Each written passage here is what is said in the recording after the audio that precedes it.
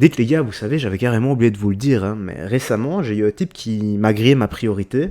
Le gars s'arrête, ouvre la fenêtre et m'appelle en criant Nico Mouk. Donc, bah moi, je lui ai répondu non, non, non, c'est pas Nico, moi, c'est Jou, tu te trompes. Et je me suis barré. Voilà. Même ma femme était morte de rire. Bon, direction TPMP pour les petites news et actus du jour. Nous allons commencer, voilà, après cette superbe anecdote. Voilà, non, non, non, non, je le redis, les gars, je ne m'appelle pas Nico Mouk. Moi, c'est Jou. Allez, checkons ça ensemble. N'oublie pas, petit like et commentaire pour le soutien à la force et le référencement. Donc là, il y a 3 actus qui se suivent. Bah, c'est génial. Pas besoin de timecode. Écoutons ça. Des dealers proposent de la drogue à 2 policiers en civil. C'est incroyable, ça. Ouais, ils ont pas... Ça s'est mal passé. Mauvaise pioche, comme on dit. Mauvaise pioche, comme on dit. Ils sont tapés à la mauvaise porte. Ils étaient au mauvais endroit au mauvais moment.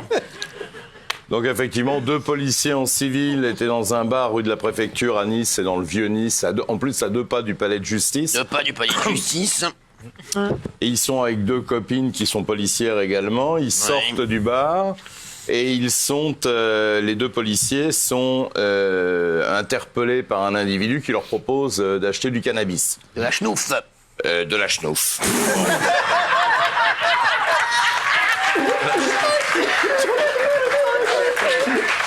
C'est un génie, je l'adore. Ça, c'est mythique. Et donc, oui. Et du coup, ils se permettent en plus de faire une réflexion sur le physique d'une des 2 femmes qui les accompagnaient, dans des termes peu élogieux, Et devant l'insistance, à un moment, il y a le policier qui en a marre, qui sort sa carte de police, sa carte de réquisition, et qui dit, bon, écoute, on est de la police, maintenant tu nous emmerdes. Ouais. Et là, finalement, on se dit que la peur a changé de camp, c'est un peu le cas, parce que le dealer, au lieu de partir en courant en disant, je suis tombé sur 2 flics, ce qui aurait été assez logique, va chercher ses copains, revient avec une horde sauvage, ils sont 7 ou 8, et là, ils vont ruiner de coups les 2 policiers. On a une vidéo où on les voit au sol en train de se faire piétiner, des coups de pied dans la tête et pas que dans la tête. Finalement, ils se sont enfuis, la BAC est arrivée, on a interpellé 5. Et là où il y a un véritable scandale, c'est que les 5 qui ont été interpellés, il y a des témoins qui sont les 2 femmes policiers, donc elles savent ce qu'elles ont vu. Il y a une vidéo. Le parquet avait requis le mandat de dépôt, c'est-à-dire la prison, et le juge de la liberté de la détention a considéré que c'était pas utile de les mettre en prison. Donc on les a remis en liberté et ils sont convoqués pour demain. On va pour attendre être le prochain ministre de la Justice avec impatience également. Ils doivent être jugés demain devant le tribunal, mais c'est pas sûr qu'ils viennent. Incroyable. Voilà. Incroyable. Gilles Verdez, avant de parler de la Starac, parce qu'il s'est passé un truc en exclusivité. Comment voulez-vous que ça aille, les gars? C'est incroyable. Stranger Things, le monde à l'envers. Si. No comment. Comment voulez-vous que ça aille? La suite. On peut vous le dire. Un homme a essayé de s'introduire dans le shadow de la Starac et c'était extrêmement dangereux. On va en parler dans un instant. Pour les élèves de la Star Academy, c'est un truc de fou ce qui s'est passé aujourd'hui. On a eu des infos exclusives. Juste avant, incroyable ovni dans le ciel. Qu'est-ce qui s'est passé ? Absolument. Alors c'est panique à bord. Ça se passe dans le New Jersey, sur la côte est des États-Unis. Des dizaines de signalements. Les gens voient des objets volants non identifiés. La réponse des autorités fait encore plus peur. Les autorités disent la majorité des signalements concernent des avions pilotés par des humains. La majorité des signalements. Donc tous les journalistes là-bas ont dit la majorité, mais et le reste. Donc du coup, on ne sait pas ce que ça signifie exactement. Le FBI, la Maison-Blanche et le Pentagone ont été obligés d'intervenir et de dire il n'y a pas de menace crédible. Mais on ne sait pas ce que c'est, à tel point qu'un sénateur républicain, Jeff Van Drew, envisage, lui, une opération d'espionnage pilotée par un navire iranien. Donc les gens ont l'impression qu'en fait, on veut leur cacher qu'il y a vraiment des objets mystérieux. Il y a une journaliste qui a enquêté et qui a dit « J'ai vu des choses qui ressemblaient à des avions, mais qui ne se déplacent pas comme des avions, qui ralentissent et qui volent plus bas. » Et c'est vrai que quand on voit les images, c'est totalement saisissant. Alors, le pire, c'est que ces engins ne figurent sur aucune application qui suit les avions. Vous savez, qui donne les minutages du trafic aérien. aucun de ces objets ne figure là-dessus. Ce qui donne à penser que ces objets, ils sont mystérieux. Alors, du côté des autorités, le commandement militaire a dû intervenir et a interdit le survol d'un centre de recherche. Et l'administration fédérale aéronautique vient interdiction de survoler un terrain de golf qui appartient à Donald Trump. Parce qu'ils ont peur, ils ne savent plus ce que sont ces engins, et ils ont peur effectivement qu'il y ait des engins non identifiés soient venus d'Iran, soit des engins extraterrestres dans le ciel du New Jersey. Ou des drones, hein, peut-être. Incroyable. Ouais, merci. Oui, mais ça, c'est trop rationnel. Merci. Allez, c'est bon, merci.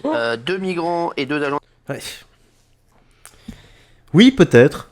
Peut-être que c'est... En tout cas, oui, ce sont des ovnis, donc objets volants non identifiés. Ah, ça veut pas ovni, ça veut pas dire que c'est d'origine extraterrestre. Maintenant, imaginons que ça l'est. Ça remettrait énormément de choses en question. Vraiment beaucoup. Ah, si ça l'est, ça foutrait un peu le bordel sur Terre. Maintenant, attention. Hein. Vous savez très bien, les gars, on adore détourner notre attention. On nous montre à gauche parce qu'il ne faut surtout pas regarder à droite. Je dis ça, je dis rien. Voilà. Cogite là-dessus. Et tu diras, ah, Jou, voilà, il y a matière de réflexion. Mais j'espère, en tout cas, hein, j'espère qu'il y a matière à réfléchir. Et que je ne dis pas que des âneries. Hein. Allez, la suite. De sécurité tués à Dunkerque. 5 morts et pas de raison. C'est à peu près ça le résumé. Ça se passe samedi 14 décembre.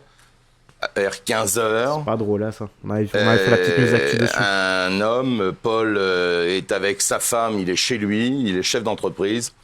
Il est avec sa femme et ses enfants, il est chez lui et arrive à ce moment-là dans la cour de son domicile un véhicule qui fait du bruit, les pneus crissent sur les graviers. Il sort pour voir ce qui se passe. Et à ce moment-là, le conducteur de la voiture qui était dans la cour sort avec des armes à la main et l'abat de plusieurs balles. Sa femme assiste à l'assassinat de son mari, la voiture prend la fuite et il va commettre encore 4 autres crimes. Il va s'en prendre, oui, il y en a 5 en tout. Il a tué 5 personnes avant de se constituer prisonnier. Il s'en prend à 2 gardes de la sécurité, 2 agents de la sécurité portuaire de Dunkerque, du port de Dunkerque, qui étaient en patrouille. Et il les fusille à peu près de la même façon. Et enfin, il va s'en prendre à 2 migrants qui étaient dans un camp à Loun plage, qu'il va également tuer. Voilà, on ne voit pas forcément de lien avec les 2 dernières victimes.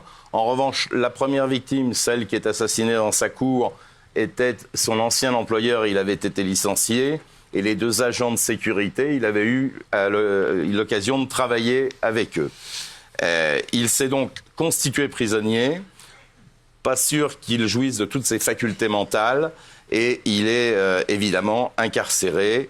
Il a été incarcéré à la suite de ces 5 crimes. Merci. Gilbert Montagnier. On s'en fout de Gilbert Montagnier et tout le bordel après. Oui, c'est le minimum, être incarcéré après tout ça, normalement c'est réclusion à vie.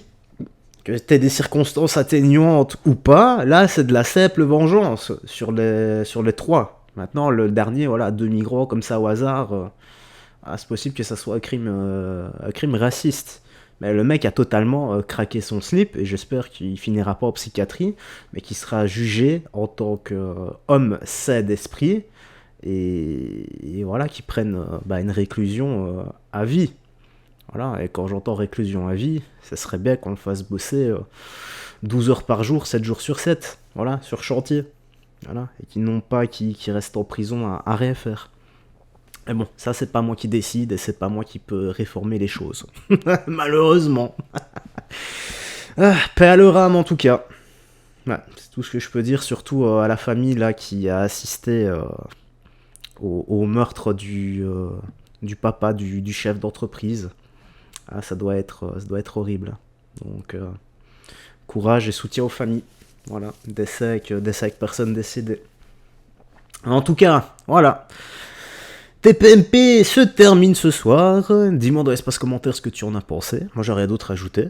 Prends bien soin de toi, des gens que tu aimes, et que Dieu te bénisse. Bye bye. Fais très attention à toi.